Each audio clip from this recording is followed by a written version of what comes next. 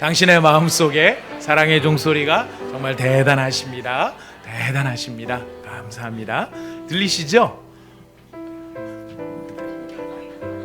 한 번 더 들어보시겠습니다. 들리시죠?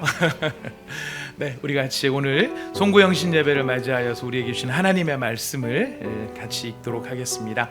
창세기 28장 10절 말씀부터 19절 말씀까지입니다. 창세기 28장 10절부터 19절 말씀까지입니다. 다 찾으셨으면은 저와 여러분이 본문 말씀을 한 절씩 나누어 읽도록 하겠습니다. 우리가 함께 읽는 이 말씀은 지금도 살아계신 하나님의 말씀입니다. 제가 먼저 10절 말씀을 읽도록 하겠습니다. 야곱이 브엘세바에서 떠나 하란으로 향하여 가더니 한 곳에 이르러서는 해가 진지라 거기서 유숙하려고 그곳에 한 돌을 가져다가 베개로 삼고 거기 누워 자더니 꿈에 본즉 사닥다리가 땅 위에 서 있는데 그 꼭대기가 하늘에 닿았고 또 본즉 하나님의 사자들이 그 위에서 오르락 내리락 하고 또 본즉 여호와께서 그 위에 서서 이르시되 나는 여호와니 너의 조부 아브라함의 하나님이요 이삭의 하나님이라. 내가 누워있는 땅을 내가 너와 내 자손에게 주리니 내 자손이 땅의 티끌같이 되어 내가 서쪽과 동쪽과 북쪽과 남쪽으로 퍼져갈지며 땅의 모든 족속이 너와 내 자손으로 말미암아 복을 받으리라. 내가 너와 함께 있어 내가 어디로 가든지 너를 지키며 너를 이끌어 이 땅으로 돌아오게 할지라. 내가 내게 허락한 것을 다 이루기까지 너를 떠나지 아니하리라 하신지라. 야곱이 잠이 깨어 이르되 여호와께서 과연 여기 계시거늘 내가 알지 못하였도다. 이에 두려워하여 이르되 두렵도다 이곳이요 이것은 다름 아닌 하나님의 집이요 이는 하늘의 문이로다 하고 야곱이 아침에 일찍이 일어나 베개로 삼았던 돌을 가져다가 기둥으로 세우고 그 위에 기름을 붓고 그곳 이름을 베델이라. 아멘. 오늘 베델 야곱의 송구영신이라고 하는 제목으로 저희가 송구영신 예배의 말씀을 함께 나누기를 원합니다. 여러분들 각자의 마음에 여러 가지 소원들이 많이 있으실 텐데 우리가 각각 처해 있는 위치나 상황에 따라서 우리의 소원들도 아마 다를 수 있으리라고 생각합니다. 아비의 마음으로서의 소원이 있다면 또 자녀들이 잘 되는 것들일 것이고 자녀의 마음으로서의 소원이 있다라고 한다면 또 부모님들이나 또 가족들에 대한 바람도 있을 것입니다. 직장인으로서 갖는 소원이 있다면 또 승진을 한다던가 연봉이 오른다던가 그런 일이 될 것이고 사업가로서의 마음가짐으로 소원이 있다면 이 사업이 잘 되기를 바라는 그런 마음이 있을 것입니다. 여러분 이 모든 것들의 중심에 우리의 신앙이 있는데요. 이 신앙인으로서의 우리들의 각자의 포지션이 있는데 우리가 신앙인으로서 가져야 할 가장 중요한 소원, 가장 큰 소원이 있다면 여러분들은 어떤 소원을 가지고 계십니까? 신앙인으로서 여러분 각자가 어떤 소원들을 가지고 계십니까? 신앙인으로서 여러분의 소원은 첫째도 대안의 독립이요, 둘째도 대안의 독립이요 이런 소원이 있을 수 있을지 모르겠습니다. 신앙인으로서 우리가 가지는 또 저도 신앙인의 한 사람으로서 가지는 가장 큰 소원이 있다면 하나님의 임재를 선명하게 체험해 보는 것이 아닐까라는 생각을 하게 됩니다. 내가 하나님을 믿고 하나님의 자녀가 되었고 예수 그리스도의 그 보혈로 말미암아 하나님의 백성이 된 사람으로서 그런 신앙을 가진 우리가 신앙인답게 살아갈 때 내가 이런 참 소원이 있다라고 하는 가장 큰 소원은 바로 그 하나님의 영광을 보는 것이고 그 영광을 체험하는 것이 아닐까라는 생각이 듭니다. 여러분들 각자가 각자의 크고 작은 아마 이런 신앙인으로서의 하나님의 임재에 대한 체험들이 있으시리라고 생각합니다. 여러분 그 하나님에 대한 임재를 우리가 아주 작은 것이라도 체험을 하게 되면 그것이 얼마나 우리의 마음속에 황홀한 경험이 되는지를 모릅니다. 정말 다른 것 어떻게 표현할 수 없고 어떻게 설명할 수 없는 그렇지만 우리의 마음과 가슴을 뛰게 만드는 그런 어떤 황홀하고 아름다운 경험들 이건 사실 실제로 경험해 본 사람들 아니면 내가 직접 경험해 봤을 때 비로소 알게 되는 놀라움이고 경이로움이 아닐 수 없을 것입니다. 이런 하나님의 임재를 체험하는 것은 그 자체로도 너무너무 아름답고 경이롭지만 이 하나님의 임재를 깨달은 사람이 그 이후에 하나님의 임재를 체험한 이후에 그가 경험하게 되는 변화라고 하는 것은 사실 더욱 놀라운 면이 있는 것 같습니다. 오늘 우리가 송구영신 예배를 맞아서 오늘 창세기의 본문 베델에서 잠을 자고 일어난 야곱에 대한 이야기를 우리가 하나님 말씀으로 하나님께서 우리에게 주신 말씀으로 오늘 저희가 받고 있는데요. 오늘 이 베델은 어떤 경험이냐면 바로 야곱이 하나님의 영광스러운 임재를 체험하면서 그가 어떤 변화를 경험하는가 하는 것이 기록되어 있는 본문입니다. 우리는 야곱에 대해서 잘 알고 있습니다. 우리가 그 야곱에 대해서 너무 잘 알고 있기 때문에 우리가 이 본문에 대해서도 내용은 즉각적으로 머리에 다 들어오는데요. 우리가 그 익숙하게 생각되어지는 야곱의 이야기지만 야곱이 하나님을 체험한 이 이야기가 정말 새롭게 우리에게 다가올 수 있도록 오늘 성령께서 우리를 도와주시기를 소원합니다. 여러분, 이 야곱은요, 돌이킬 수도 없고 주워 담을 수도 없이 큰 사고를 친 젊은이 하나입니다. 이 젊은이가 혼자 터덜터덜 길을 가고 있습니다. 본인이 주워 담을 수도 없고 돌이킬 수도 없는 일 때문에 부모를 떠나야 했고, 그 일 때문에 형의 살기 어린 눈동자를 보아야 했고, 진짜로 그 형은 자기의 숨통을 끊을 수 있는 칼을 휘두를 수 있는 형이었기 때문에 그 형을 피해서 꽤나 멀리 있는 엄마의 오빠는 누구죠? 외삼촌. 그의 집으로 지금 살기 위해서 도망을 가고 있습니다. 자기가 살던 집에서 외삼촌의 집까지는, 외삼촌은 부엘세바라는 곳에 집이 있었는데, 하란이라는 곳에 집이 있었는데요. 그 하란까지는 대략 800에서 900km 정도가 되었습니다. 이것은 일반 걸음으로 한 40일 정도 걸어가야 하는 길입니다. 근데 지금 한 4, 5일 정도 걸어왔어요. 4, 5일 정도 걸어왔더니 어디에 도착하느냐면 부모님의 집에서부터 90km 떨어진 베델이라고 하는 곳까지 도착을 한 것입니다. 자, 베델까지 온 야곱, 아무래도 오늘은 여기서 자고 가야 되겠다라고 생각합니다. 이 야곱, 여러분 기억하실지 모르겠습니다만 태어나서 한 번도 혼자 있어 본 적이 없는 사람입니다. 그 전까지는, 이때까지는 야곱은 언제나 집안에서 누구랑 가깝게 늘 지냈죠? 엄마랑 가깝게 지내면서 야곱은 늘 텐트 안에서, 형은 사냥을 다니기 위해서 광야로도 나가고 여러 사냥터를 누비면서 혼자 있는 시간들이 꽤 있었겠지만은 이 야곱은요 늘 집에 머물렀던 사람이라서 남들과 함께 어울리고 가족들과 늘 같이 붙어 있었던 사람이었습니다. 근데 그 야곱이 한 번도 경험해 본 적이 없는 혼자 있는, 바로 아무도 자기 자신을 보호해 주지 못하는 광야의 길에서 또 하룻밤을 자야 하는 상황이 된 것입니다. 이렇게 아무도 없는 곳에서 자기가 살아남아야 한다. 정말 야곱이 누구 생각이 많이 났을 것 같습니까? 저는 엄마 생각이 제일 많이 났을 것 같아요. 야곱의 입장에서 봤을 때 자기의 모든 것을 다 받아주고 형보다 자기를 더 사랑해주고 아빠 이삭한테서도 자기를 감싸주었던 바로 그 엄마. 이 야곱이 우리가 잘 알다시피 되게 욕심 많고 철딱선이 없는 이 굉장히 이기적인 아들이거든요. 그 아들 누가 계속 감싸줬겠습니까? 엄마가 계속 감싸주었을 것이라고 생각을 합니다.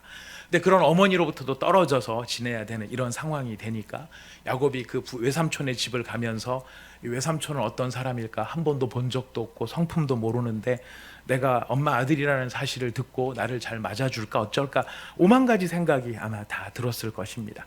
형이 쫓아오는 것은 아닐까? 혹시 내가 잠들었을 때 들이닥치면 이대로 자다가 내가 죽을 수도 있겠구나. 하긴 어쩌면 그게 더 나을지도 모르겠다. 뭐 이런 생각들, 이런 두려움과 체념이 그 야곱의 머릿속에 가득 들어있는 밤을 지금 야곱은 보내고 있다는 것입니다. 이 상념이 가득 담겨 있는 머리, 이걸 누이기 위해서 받쳐줄 적당한 돌이 없나를 찾아보다가 자기가 비고 잘 만한 적당한 돌 하나를 찾아서 잔뜩 웅크린 채 야곱은 잠을 청하지 않았을까 싶습니다. 지난 며칠 동안, 한 사나흘 동안 왔기 때문에요. 지난 며칠 동안 지내왔던 것들하고 크게 별반 다를 것도 없고 그냥 평범한 광야의 길, 별다른 기운도 없고 아무런 느낌도 없는 바로 그곳에서 광야의 짐승들의 소리, 곤충들의 움직임, 스삭삭 거리는 여러 가지 소리들 속에 신경이 날카롭게 곤두선 채 아마 야곱은 잠자리에 들지 않았을까 싶습니다. 그러면서 야곱의 생각 속에, 저 혼자 상상입니다, 야곱이 그런 상황 속에서 무슨 생각을 했을까? 할아버지, 아버지의 이야기를 많이 들었을 것 같아요. 아버지 이삭이 야곱한테, 에서한테 그런 이야기 하지 않았을까요? 야, 니네 할아버지가 어떤 분인지 아시냐? 니네 할아버지 아브라함인데 니네 할아버지가 모리아산으로 나를 데려가서 나를 잡아가지고 제사를 지낼 뻔했어. 그때 하나님이 뜯어말리지 않았으면 난 아마 너희들하고 여기 있지 못했을지도 모르겠다. 뭐 이런 이야기들. 근데 내가 어떻게 살았는지 아니? 하나님께서 양 한 마리를 미리 준비해 두셨거든. 내가 그 양 때문에 살았어. 하나님은 내 생명을 보존하시기 위해 양을 준비해 놓으신 분이셨어. 이런 이야기들을 한두 번 들었을까요? 제 생각에는 모르긴 해도 죽다 살아난 이야기는 한두 번 하고 끝나지 않습니다. 명절 때마다 한번 했을 것이고 생일 때마다 했을 것이고 모리아산에 올라갔다 온 날을 기념일로 삼아놔서 이삭이 때마다 한 번씩 그런 이야기를 하지 않았을까라는 생각도 해보게 됩니다.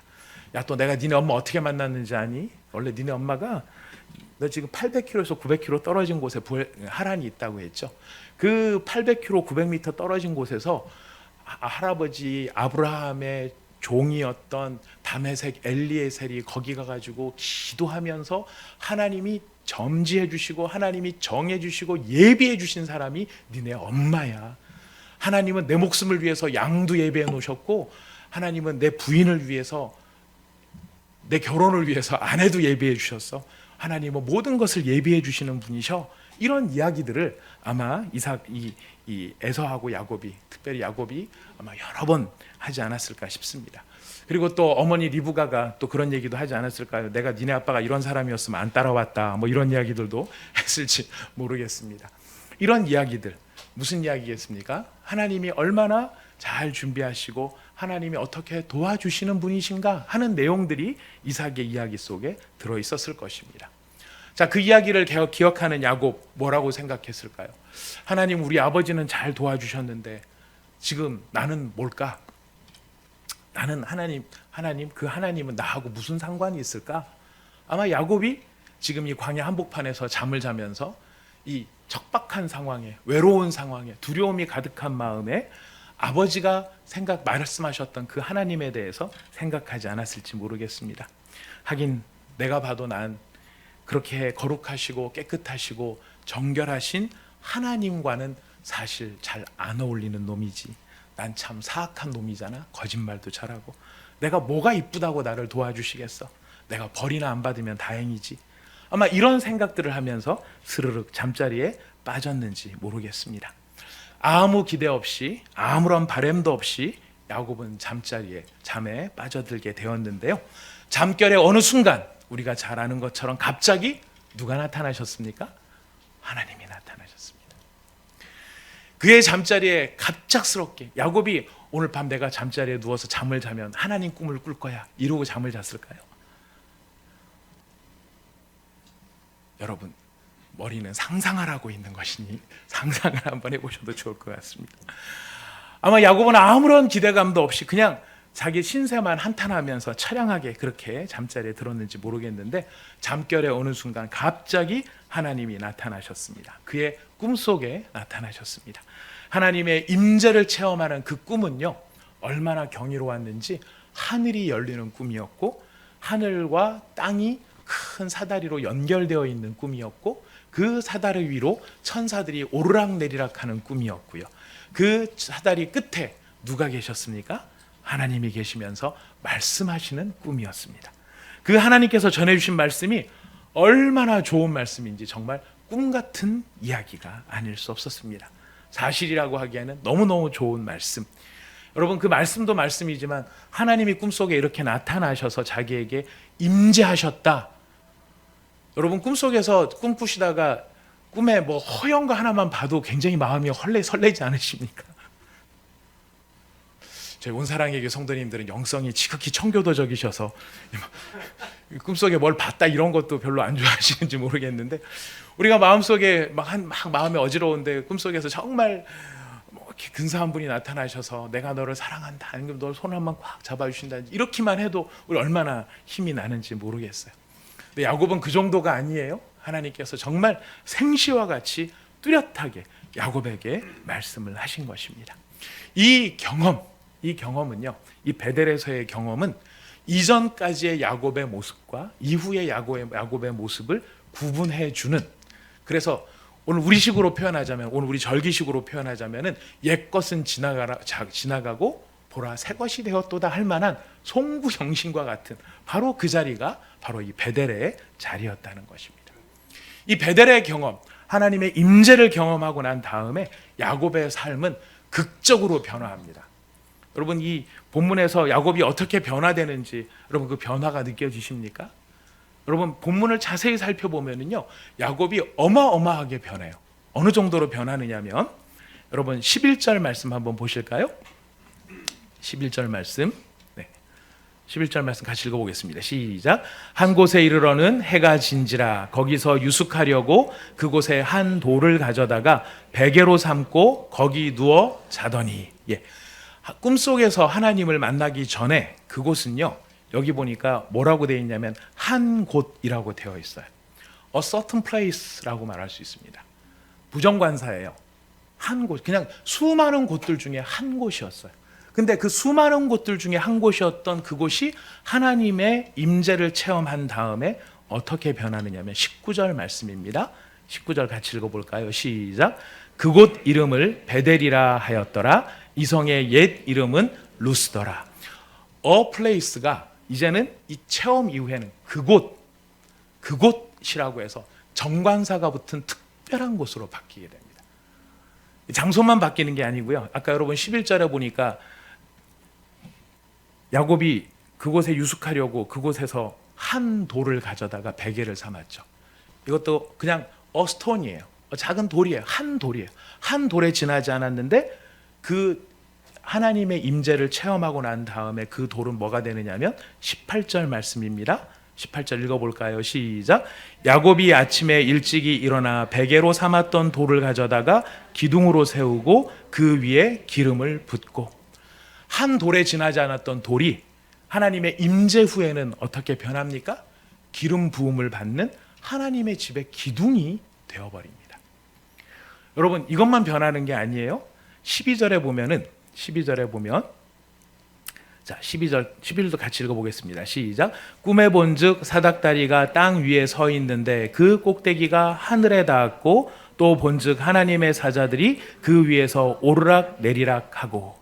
꼭대기가 어디에 닿았습니까? 하늘에 닿았어요. 이건 그냥 물리적인 하늘, 맨날 보던 그 하늘과 같은 하늘이었는데 하나님의 임재를 체험한 후에는 그 상황이 어떻게 변하느냐면 여러분 아까 보았던 18절 말씀이에요. 18절 말씀. 18절 말씀이 아니고 17절 말씀입니다. 죄송합니다. 같이 다시 읽어보겠습니다. 시작. 이에 두려워하여 이르되 두렵도다 이곳이요 이것은 다름 아닌 하나님의 집이요 이는 하늘의 은이로다. 한 곳이 그곳이 되고요, 한 돌이 기름 부은 받은 기둥이 되고요, 맨날 똑같이 보았던 하늘이라고 생각했던 그 하늘이 그냥 하늘이 아니라 무엇으로 바뀝니까? 하나님의 집, 하늘의 문으로 바뀌더라는 것입니다. 이것은 그 정도만의 변화가 아닙니다. 더 큰 변화가 있습니다. 더 큰 변화가 무엇이냐면요, 여러분 13절에 가서 13절을 읽어보겠습니다. 13절 시작. 또 본즉 여호와께서 그 위에 서서 이르시되 나는 여호와니 너의 조부 아브라함의 하나님이요 이삭의 하나님이라. 내가 누워있는 땅을 내가 너와 내 자손에게 주리니. 여러분, 여기서 보면은 하나님은 누구의 하나님으로 등장하시죠? 아브라함의 하나님, 이삭의 하나님이었어요. 근데 여러분 15절로 가겠습니다. 15절로 가서 보면 읽겠습니다. 시작. 내가 너와 함께 있어 내가 어디로 가든지 너를 지키며 너를 이끌어 이 땅으로 오게 할지라. 내가 내게 허락한 것을 다 이루기까지 너를 떠나지 아니하리라 하신지라. 이 하나님의 임재를 체험하기 전까지 하나님은요, 아브라함의 하나님, 이삭의 하나님, 조부의 하나님, 아버지의 하나님이었어요.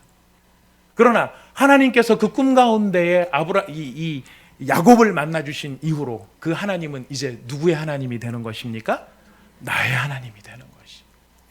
그 전까지는 아버지의 하나님, 할아버지의 하나님이었는데 하나님의 임재를 체험하고 난 다음부터는 그 하나님은 이제부터 누구의 하나님이십니까? 야곱의 하나님, 나의 하나님이 되신. 할아버지의 하나님, 아버지의 하나님이었다는 것은 과거의 하나님이세요. 과거에 일하셨던 하나님이세요. 그런데 지금 나의 하나님으로 바뀌었다라는 것은 그 하나님은 과거의 하나님이 아니라 현재의 하나님이 되었다라는. 하나님의 임재를 통하여서 야곱이 변화가 되어지는데 한 곳에 지나지 그냥 한 평범한 사람에 지나지 않고 지나가다가 그냥 비고잘 만한 그런 돌 하나에 지나지 않고 맨날 보던 하늘 같은 그런 하늘일 것 같았던 그런 평범했던 한 인간이 하나님의 임재 후에는 바로 그곳이 되어지고 하나님의 집에 기름 부음 받은 기둥과 같은 사람이 되어지고 단순한 하늘이 아니라 하나님의 집이요 하늘문이라고 일컬어지는 그런 존재가 되어질 뿐만 아니라 아브라함의 하나님, 이삭의 하나님이 아니라 이제는 나의 하나님이 되고 과거의 하나님이 아니라 지금 현재 나와 함께 하시는 하나님이 되는 바로 그것이 무엇의 경험으로 말미암아 이루어진 것입니까? 하나님의 임재, 하나님의 임재하심을 체험했을 때 이런 일이 일어나더라는 것이. 하나님의 임재를 깨닫지 못했을 때, 하나님의 임재를 알지 못했을 때 그곳은 그냥 지나가는 여러 평범하고 무수한 땅에 지나지 않았을 것이고 그 돌은 돌덩이였을 뿐이고 하나님은 할아버지 아브라함, 아버지 이삭의 하나님일 뿐이지 야곱 나하고는 상관이 없는 그런 하나님이셨습니다. 하나님의 경이로운 이야기는 몇몇 사실들의 약간의 과장과 멋짐을 더한 동화 같은 과거의 이야기처럼만 느껴졌을지 모릅니다. 하지만 야곱이 하나님의 임재를 깨닫게 되었을 때 우리가 지금 정리하자면 바로 지금 더 이상 야곱은 이전의 야곱과 같은 야곱이 될 수 없었다는 것입니다. 여러분, 이야기가 무슨 이야기 같은가요? 야곱 자신의 이야기일 수도 있겠지만은요, 우리가 하나님의 임재를 경험하고 나지 않습니까? 그러면 지금 야곱이 경험했던 것처럼 수많은 평범한 것 같은 바로 그런 일상적인 일들이 더 이상 일상적인 일이 되지 않는다라는 것이. 남들이 보았을 때 그냥 다 그럴 만한 고만고만한 가정, 다 그렇고 그런 가정 같겠지만 하나님의 임재가 그 가운데 임하게 되면은요, 그 가정은 그냥 패밀리, 하우스가 되지 아니하고 하나님의 집, 하늘 문이 열린 하나님의 집이 된다라는 것이. 여러분, 가정에 계시는 아내, 남편, 자녀, 부모님, 내 사랑하는 가족들 너무 소중한 존재이긴 하지만 어쩌면은 그냥 평범한 여러 가족들, 다른 집에도 있는 여러 평범한 가족들 같은 그런 가족에 지나지 않을지 몰라요. 돌 하나 같은 그런 돌 하나에 지나지 않을지 몰라요. 하지만 하나님의 임재가 그 가정 안에 이루어졌을 때 내가 봤을 때 별 볼 일 없고 내가 봤을 때 그냥 평범하고 내가 봤을 때 저거 사람이나 되겠어 싶은 그런 자녀가 하나님의 임재 가운데 하나님이 임재하시면 어떤 사람으로 바뀐다는 것입니까? 하나님의 기름 부음을 받은 하나님의 집의 기둥과 같은 사람으로 바뀌는 것, 바로 그것이 어떤 것의 역사로 말미암습니까? 하나님의 임재의 역사로 말미암아 이런 일이 벌어진다는. 우리 교회는 어떻게 보면은 우리 대한민국에 지금 있는 5만여 교회 중에 한 교회입니다. 5만 분의 1의 한 교회입니다. 우리 교회는 큰 교회일까요? 작은 교회일까요?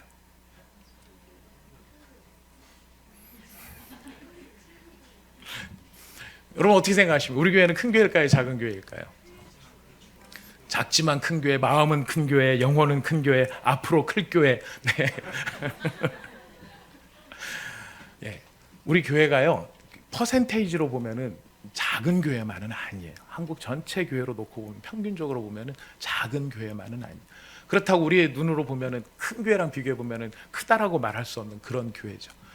어쩌면은 우리는 그냥 여러 사람들이 봤을 때 볼 수 있는 어느 동네에 가도 있음직한 그런 삼각교회. 여러분 동네에 가면 한두 군데씩 다 있죠, 그죠? 예, 다 있으실 거예요. 저도 옛날에 회개할 만한 일 예전에 한번 말씀드린 적이 있었는데 제가 용인에 살 때 용인 마북동 켈빈대 앞에서 살 때가 있었습니다. 근데 그 앞에 딱 지나가는데 상가에 교회가 막 조만한 교회들이 여러 개가 있는 거예요. 근데 그 교회를 보면서 여기도 교회 이렇게 많네. 아유 참 경쟁이 치열해. 교회가 살아남겠어. 이런 데까지 교회가 또 있고 막 이런 참 버르장머리 없는 생각이 들었는데요. 그런 생각이 딱 드니까 마음속에 무슨 도전이 확 찾아오느냐면 네가 뭔데 하나님의 교회를 가지고 크다 작다 여기 있다 저기 있다 그런 말을 하니? 이런 마음이 확 찾아왔어요. 그래서 제가 막 그 회개를 하면서 그 교회 간판을 붙잡고 하나님 이 교회가 사랑의 교회보다 큰 교회가 되게 하여 주시옵소서 막 이렇게 회개하면서 기도했던 적이 있었습니다. 그런 걸 놓고 보면 우리도 참 평범한 교회 중에 하나일 것 같이 느껴질지 몰라요. 마치 야곱이 그 잠을 잘 때 자기 머리에 비고 잘 만한 돌 하나같이 평범한 돌처럼 느껴질지 모릅니다. 그래요, 우리는 평범한 돌일지 모릅니다. 그러나 그 평범함을 평범함으로 끝나지 않고 그 평범함이 비범함이 되어지고 역사가 되어지고 하나님의 집에 기둥과 같이 되어지는 역사, 무엇으로 말미암아 이루어지는 일입니까? 하나님의 임재하심. 하나님의 임재하심. 하나님이 임재하시면은요, 바로 그 평범함들이 변해서 비범함이 되는 것입니다. 남들이 보았을 때는 아무짝에도 쓸모없어서 저 돌 맨날 똑같은 돌이지 할 만한 그 돌이지만 하나님이 임재하시면 그 돌은 하나님의 집에 기둥이 되는 것입니다. 하나님이 임재하시면은 이제까지는 다 남의 이야기였어요. 남의 간증이었어요. 다른 사람 이야기였어요. 할아버지 이야기, 아버지의 이야기였고 그 하나님도 아버지의 하나님, 할아버지의 하나님이었지만 하나님의 임재하심을 체험하면 그 하나님은 이제부터 누구의 하나님이 되는 것입니까? 나의 하나님이 되는 것이. 나의 하나님이기 때문에 그 하나님은 누구와 함께 하시는 하나님이십니까? 나와 함께 하시는 하나님이시더라. 놀라운 것은 16절입니다. 16절, 우리 16절 같이 한번 읽어볼까요? 16절 같이 읽어보겠습니다. 시작. 야곱이 잠이 깨어 이르되 여호와께서 과연 여기 계시거늘 내가 알지 못하였도다. 이게 왜 놀랍냐면요, 여러분, 하나님의 임재는 특별한 일일까요? 사실 보통의 일일까요? 하나님이 임재하신다는 사실은 아주 특별하고 대단한 일일까요? 안 그러면 늘상 있는 일일까요? 맞습니다. 하나님의 일은 사실 하나님의 임재는 늘상 있는 일이에요. 그런데 누가 모르는 것뿐이에요? 내가 모르는 것뿐이에요. 이 얘기를 야곱이 하고 있는 거예요. 야곱이 꿈꾸기 전에는 그곳에 하나님이 안 계셨을까요? 지금 야곱이 이야기하는 거잖아요. 야곱이 잠이 깨어 이르되 여호와께서 과연 여기 계시거늘 누가 알지 못했다는 거예요? 내가 알지 못했다는 거예요. 내가 알지 못했다는 거예요. 이게 문제인 거예요. 하나님이 임재하지 않아서가 문제가 아니라 하나님이 지금도 부지 중에 임재하고 계시는데 우리가 그것을 깨닫지 못하니 하나님의 임재 속에서 슬퍼하고 하나님의 임재 속에서 한탄하고 하나님의 임재 속에서 한계를 가지고 하나님의 임재 속에서 눈물 흘리는 그것이 우리들의 모습이더라는 거예요. 그러나 그가 눈이 열리고 보니 무엇을 고백합니까? 두렵다 이곳이요. 두렵다 이곳이요. 내가 몰라서 몰랐지 내가 깨닫고 보니 어디가 하나님의 천국이에요? 내가 있는 바로 이곳. 여러분, 하나님의 임재를 경험하기 위해서 어디로 가야 될까요? 기도원으로 가야 될까요? 하나님의 임재를 경험하기 위해서 어디로 가야 될까요? 어디로 가야 될까요? 저기 영빨이 있는 저기 방이동으로 가야 되나요? 서초동으로 가야 되나요? 한남동으로 가야 되나요? 어디로 가야 돼요? 하나님의 임재를 체험하기 위해서 우리가 비행기 타고 미국까지 가야 되겠습니까? 아니에요. 하나님의 임재를 체험하는 곳, 하나님은 어디 계세요? 여기 계신 거예요. 여러분들이 한숨 쉬고 눈물 흘리고 나는 여기서만 벗어나면 좋겠어, 나는 이곳만 벗어나면 좋겠어, 난 여기만 내가 벗어날 수 있다면 뭐든지 할 수 있겠어 하는 바로 그곳이 하나님이 임재해 계신 장소라는 거예요. 문제는 어디에 있습니까? 우리의 눈이 열려야 한다는 거예요. 우리의 눈이 열려야 한다는 거예요. 내 눈이 열려야 한다는 것입니다. 야곱의 고백이에요. 야곱이 이 본문에서 보면 본즉 세 번이나 보았다 얘기를 해요. 보고 나니 고백하는 거예요. 내가 몰랐다. 여호와께서 이미 여기 계셨다. 사랑하는 믿음의 형제자매 여러분, 여러분의 가정에 이미 하나님이 임재해 계십니다. 여러분이 봤을 때 저거 사람 안 되지 싶은 바로 그 사람 가운데 하나님이 임재해 계십니다. 그것을 볼 수 있는 눈이 우리에게 열리기를 바랍니다. 우리가 2019년을 보내고 2020년을 맞이하면서 우리의 마음에 영적 소원이 있다면 무엇이냐면 그 인간이, 그 환경이, 그 사람이 변하는 게 아니라 이미 그 가운데 충만하신 하나님을 볼 수 있는 눈이 내게 열리게 하여 주시옵소서. 이것이 우리의 소원이 되어야 할 것입니다. 이 소원은요, 바울의 소원이기도 했어요. 우리 말씀을 정리하면서 바울의 이야기를 우리 마지막으로 읽고 말씀을 한번 정리해 봅시다. 에베소서 1장 15절부터 19절입니다. 에베소 1장 15절부터 19절까지의 말씀입니다.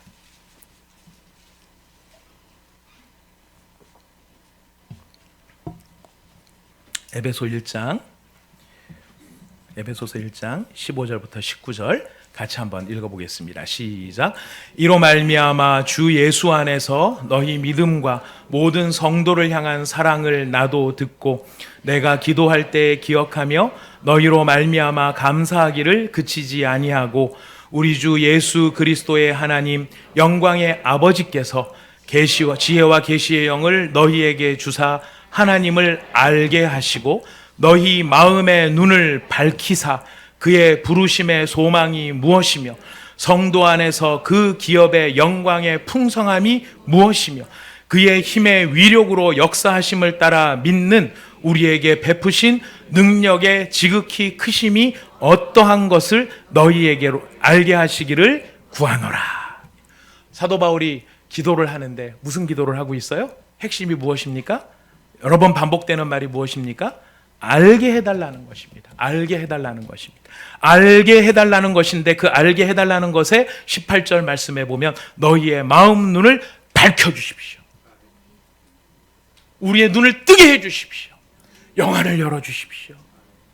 하나님이 임재하지 않아서가 아니라 이미 임재해 계시고 편만해 계시고 아니 계신 곳이 없으신 하나님이 우리의 모든 삶 속에 충만하신데 지금 누구의 눈이 가려져 있기 때문에 못 보는 것입니까?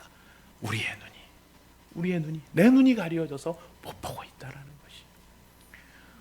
것이 2020년 우리 온사랑의 교회 모든 성도들에게 또 오늘 이 송구영신 예배를 이 자리에서 함께 드리는 모든 성도님들에게 이 바울의 기도가 응답되는 놀라운 복이 있으시기를 부탁드리겠습니다.